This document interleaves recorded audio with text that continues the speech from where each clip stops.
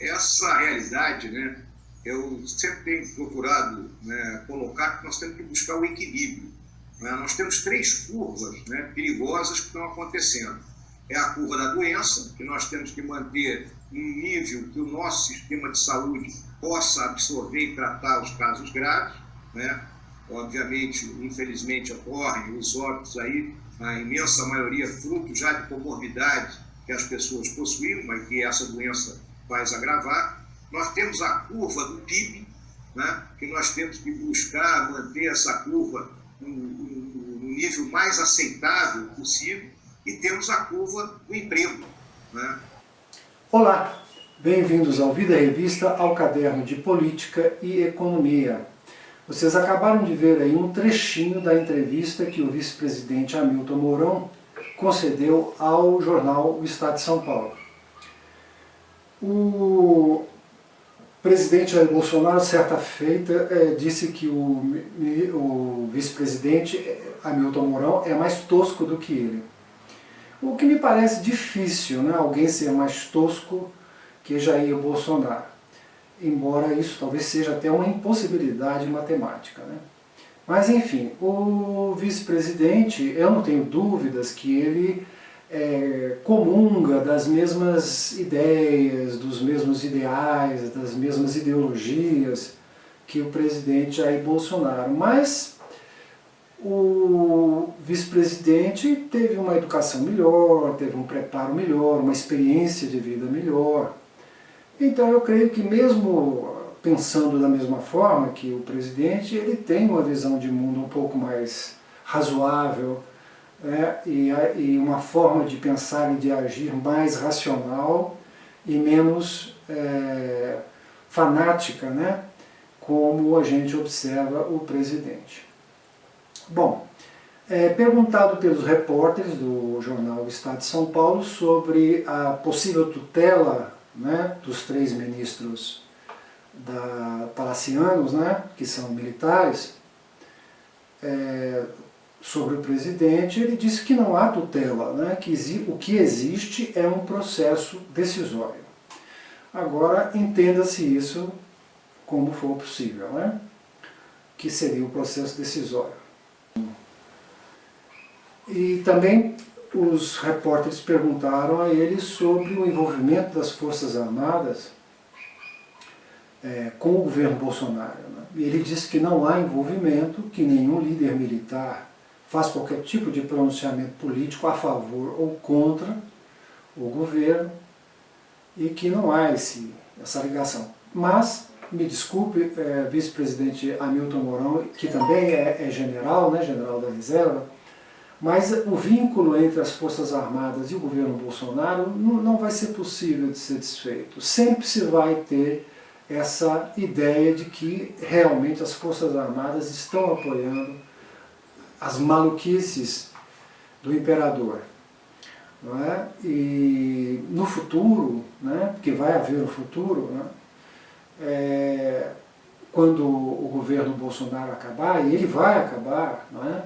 Porque eu me lembro muito bem quando eu protestava contra o Lula, e o Lula parecia mais eterno do que os diamantes, parafraseando aí o jornalista Reinaldo de Azevedo. Então chegará o dia em que o governo Bolsonaro vai acabar, embora agora pareça mais eterno que os diamantes, e as responsabilidades das Forças Armadas vão ser averiguadas em todo esse processo que está acontecendo agora. Tomara que não seja para pior, né?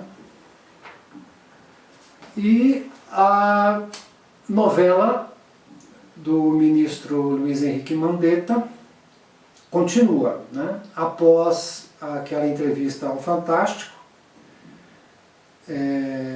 continuam esses cochichos e hoje, por exemplo, o ministro mesmo declarou que provavelmente estará demitido até sexta-feira, o que inclusive já causou a demissão do secretário de Vigilância da Saúde, né?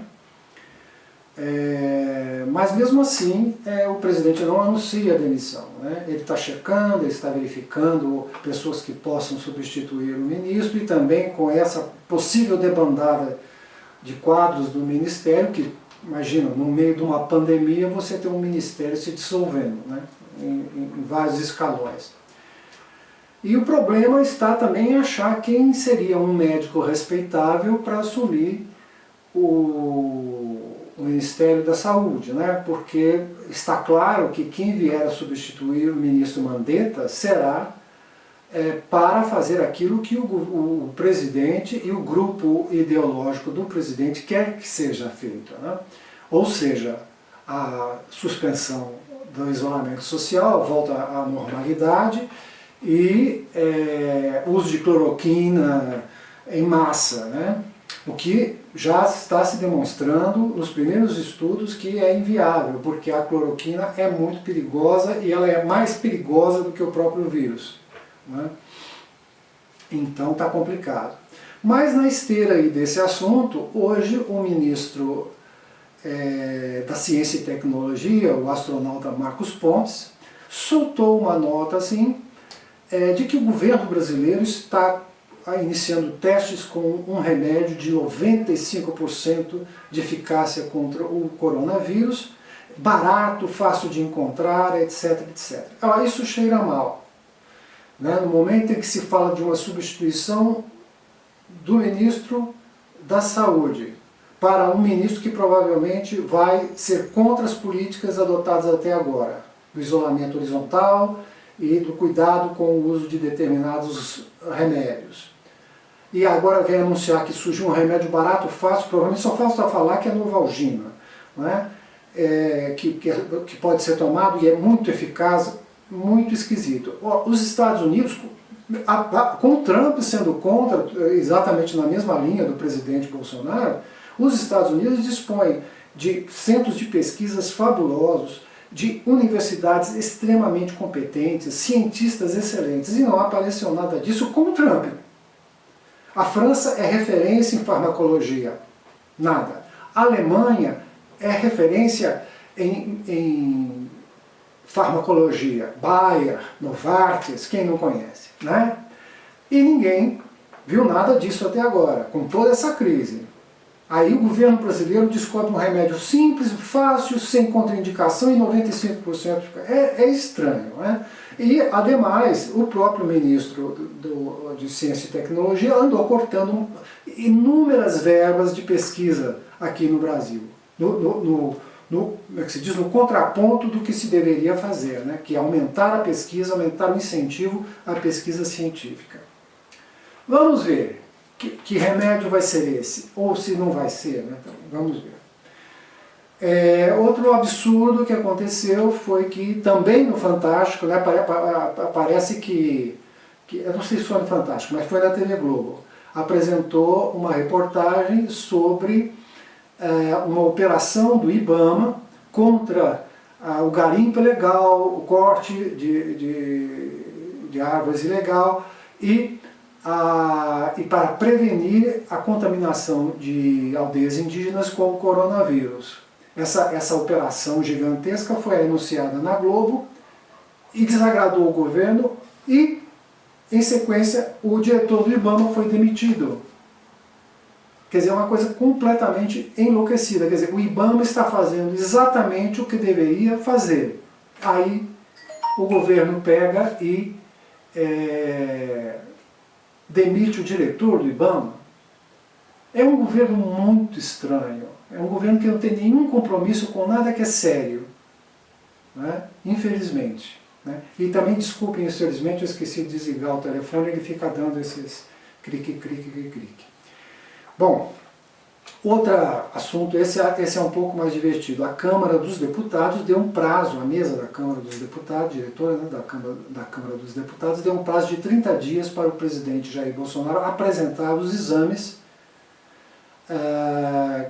sobre o contágio ou não dele com o coronavírus.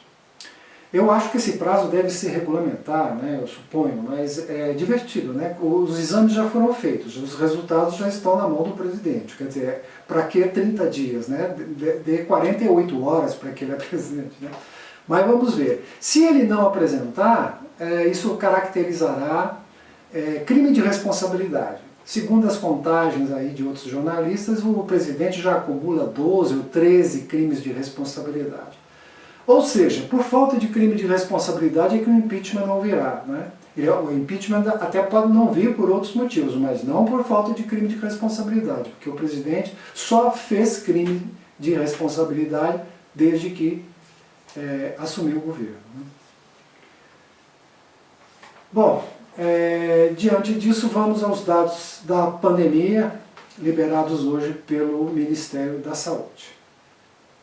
O Ministério da Saúde anunciou hoje que subiu para 1.736 o número de mortes pelo novo coronavírus no Brasil. Até ontem eram 1.532 mortes no total. O aumento de 204 óbitos confirmados em 24 horas iguala o resultado divulgado ontem, o maior registrado no país em um dia. Bem, então agora vamos ao fechamento do mercado hoje. O dólar hoje oscilou bastante, a volatilidade foi grande, chegou a uma máxima de 5,26, uma mínima de 5,22, mas fechou em 5,24, com uma alta de 0,998%. O euro não teve tanta volatilidade, mas também fechou numa alta de 0,726 a R$ 5,7187. O Ibovespa despencou no início do pregão, chegou a cair quase 2%, depois veio se recuperando ao longo do dia, mas acabou fechando em baixa de 1,36% aos 78.831 pontos.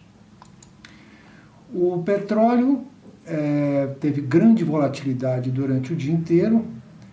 Os estoques de barris de petróleo nos Estados Unidos subiram um recorde histórico na última semana e isso parece que está provocando instabilidade no preço. A ideia do acordo firmado entre os países chamados OPEP+, ou OPEP+, era para estabilizar o preço num patamar provavelmente em torno de $30, né? Mas hoje a volatilidade foi grande, chegou a cair mais de 7% e fechou numa queda de 5,54% a $27,96. No mercado internacional, o Dow Jones fechou a menos 1,86%, SP 500 menos 2,20%, Nasdaq menos 1,44%, DAX da Alemanha menos 3,90%, FTSE de Londres menos 3,40% e CAC de Paris menos 3,76%. É isso aí, essas são as notícias, esses são os dados. Fique em casa, obrigado por ter assistido e até amanhã.